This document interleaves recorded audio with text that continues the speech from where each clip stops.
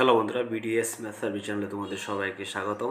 আজকে আমি তোমাদের যুগজীকরণের জন্য অর্থাৎ ইন্টিগ্রেশনের জন্য যে সূত্রগুলো প্রয়োজনীয় সূত্রগুলো তোমাদের প্রয়োজন সেগুলো তোমাদের আজকে আমি লিখে দেখাবো।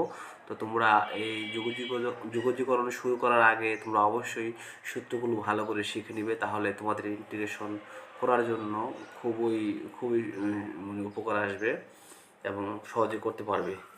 তো সবার প্রথমে আমরা যেহেতু এটা অনির্দিষ্ট ইন্টিগ্রালের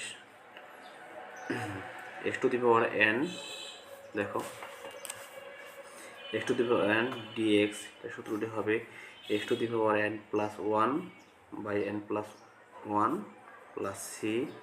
এটি হচ্ছে 1 নম্বর সূত্র। 2 নাম্বার, ডিএক্স এর ইন্টিগ্রেশন হচ্ছে x plus C.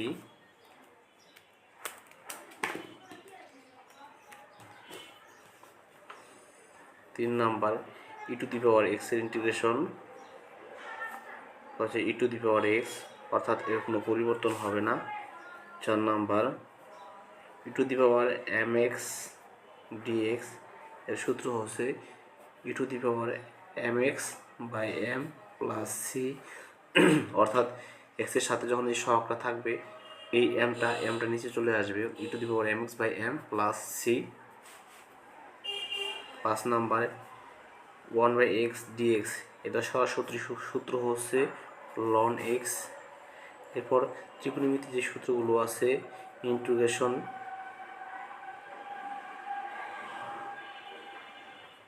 cos x dx, এর সূত্র হচ্ছে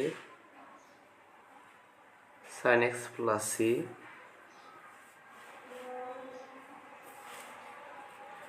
integration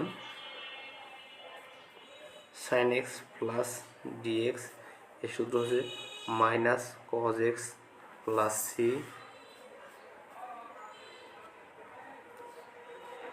integration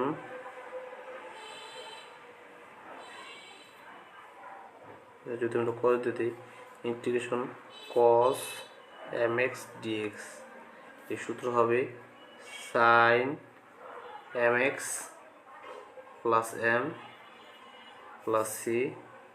9, integration sin mx dx, তাহলে হবে cos mx by m plus C.